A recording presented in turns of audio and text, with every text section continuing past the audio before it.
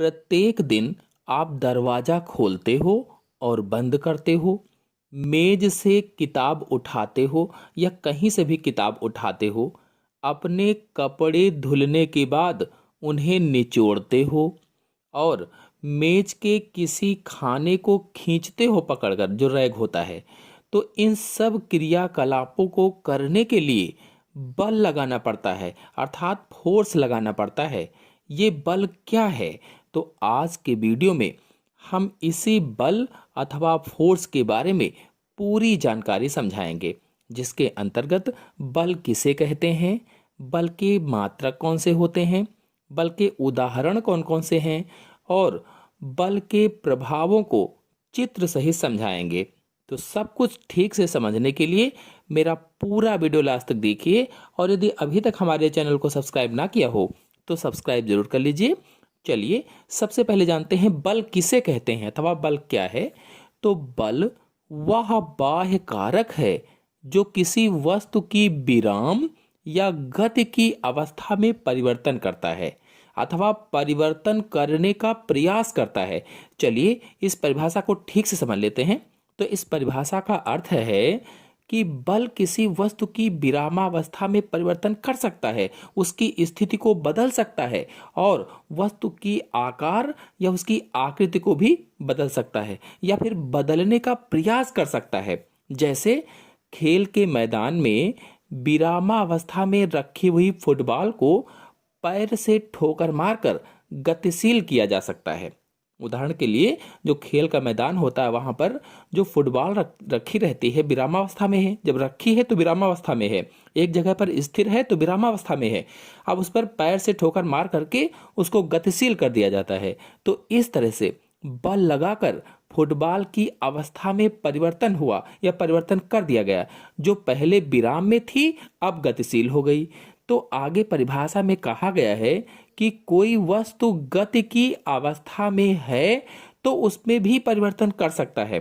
तो तेजी से अगर कोई फुटबॉल आ रही है उसको हाथ से पकड़कर रोका जा सकता है, यानी गतिशील वस्तु को रोका जा सकता है, विरामावस्था में किया जा सकता है। बता दें कि किसी वस्तु को पकड़कर खींचना या धक्का देना भी बल लगाना है। कोई वस्तु है उसको पकड़कर खींचना भी बल है और धक्का देना भी बल लगाना है। जैसे बैलगाड़ी को बैल खींचते हैं, मतलब बैल जो हैं बल लगाकर बैलगाड़ी को आगे बढ़ा रहे हैं। और धक्का देने में जैसे कोई बंद कार है तो बंद कार को धक्का देकर आगे बढ़ाया जाता है, यानी बल लगाकर आगे बढ़ाया जा रहा है। कहने का मतलब ये है कि खींचने या धकेलने की क्रियाओं को बल लगाना कहा जाता है। चाहे खींचना हो चाहे धकेलना हो, ये दोनों क्रियाएं बल लगाना कहलाती हैं। जहां खींचने की प्रक्रिया को आकर्षण बल कहते हैं, जो खींचने की प्रक्रिया होती है उसे आकर्षण बल कहा जाता है, और जो धकेलने की प्रक्रिया होती है उसको प्रतिकर्षण बल कहा जाता है। तो आकर्षण बल क्या है? खींचने की प्रक्रिया, और प्रतिकर्षण बल क्या है? तो धकेलने की प्रक्रिया प्रतिकर्षण बल होती है। बल एक सदिश राशि है। सदिश क्यों है? क्योंकि बल में परिमाण और दिशा दोनों होती है, यानी मात्रा और दिशा, यानी मात्रा और डायरेक्शन दोनों होती हैं, इसलिए सदिश राशि है। और बल का मात्रक न्यूटन होता है। बल का मात्रक क्या है? SI मात्रक है ये। बल का SI मात्रक न्यूटन होता है। और CGS में बल का मात्रक डाइन होता है, डाइन। चलिए अब बल के प्रभाव अर्थात इफेक्ट ऑफ फोर्सेस के बारे में समझ लेते हैं। तो पहला है, किसी स्थिर वस्तु पर बल लगाने से वस्तु गतिमान हो जाती है। स्थिर वस्तु का मतलब है वस्तु विरामावस्था में है, रुकी हुई है, और उस पर बल लगाया जाए तो वह गतिमान हो जाएगी। जैसे फुटबॉल का खिलाड़ी मैदान में फुटबॉल पर पैर से ठोकर मारता है और फुटबॉल गतिमान हो जाती है। इसी तरह से मेज पर रखे गेंद को धक्का देने से वो गतिशील हो जाती है। मेज पर कोई गेंद रखा है, धक्का दे दिया तो वो गतिशील हो जाती है। तो ये क्या हुआ? किसी स्थिर वस्तु पर बल लगाने से वस्तु गतिमान हो जाती है। फिर अगला पॉइंट है, गतिमान वस्तु को बल लगाकर रोका जा सकता है। जैसे चलती हुई साइकिल है, उसको पकड़ लिया जाए तो बल लगा करके रोका जा सकता है, खींच करके उसको रोक सकते हैं।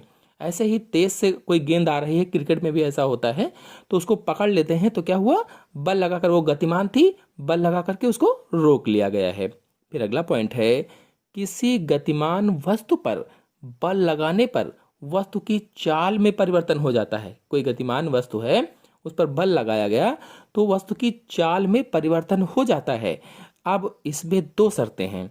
यदि गतिमान वस्तु जिधर जा रही है उसकी गति की दिशा में ही बल लगाया जाएगा तो वस्तु की चाल बढ़ती है। अगर गति की दिशा में ही बल लगा रहे हैं, जिधर जा रहे हैं उधर ही बल लगा रहे हैं, तो क्या होगा, वस्तु की चाल बढ़ेगी। जैसे चलती हुई साइकिल में पीछे से धक्का दिया जाए तो वह और तेज हो जाएगी, यानी उसकी गति बढ़ जाएगी। लेकिन यदि गतिमान वस्तु जिस दिशा में जा रही है उसके विपरीत बल लगाया जाए तो गति धीमी हो जाएगी। उसकी गति में क्या परिवर्तन होगा, गति उसकी धीमी हो जाएगी। फिर लगातार बल लगाते रहने से उसे रोका भी जा सकता है। जैसे साइकिल गति आगे की ओर कर रही है, अब उसको पीछे से बल लगाकर खींचा जाए तो गति उसकी धीमी हो जाएगी। कुल मिलाकर बल लगाकर किसी गतिमान वस्तु की चाल को बढ़ाया या घटाया जा सकता है। कोई भी गतिमान वस्तु है, उस पर बल लगाकर उसकी चाल को बढ़ाया घटाया जा सकता है। फिर अगला पॉइंट है, बल किसी गतिमान वस्तु की दिशा को बदल सकता है, मतलब दिशा परिवर्तन कर सकता है। जैसे क्रिकेट के खेल में बल्लेबाज बल्ले द्वारा बल लगाकर गेंद की दिशा को बदल देता है। फिर अगला है, बल लगाकर किसी वस्तु के आकार को परिवर्तित किया जा सकता है। जैसे टूथपेस्ट है, जो टूथपेस्ट आप करते हैं, ब्रश करते हैं सुबह, तो टूथपेस्ट की ट्यूब को दबाकर पेस्ट निकालते हैं, तो जो ट्यूब होता है, ट्यूब का आकार बदल जाता है। इसी तरह से स्प्रिंग को खींचने पर उसके आकार में परिवर्तन हो जाता है।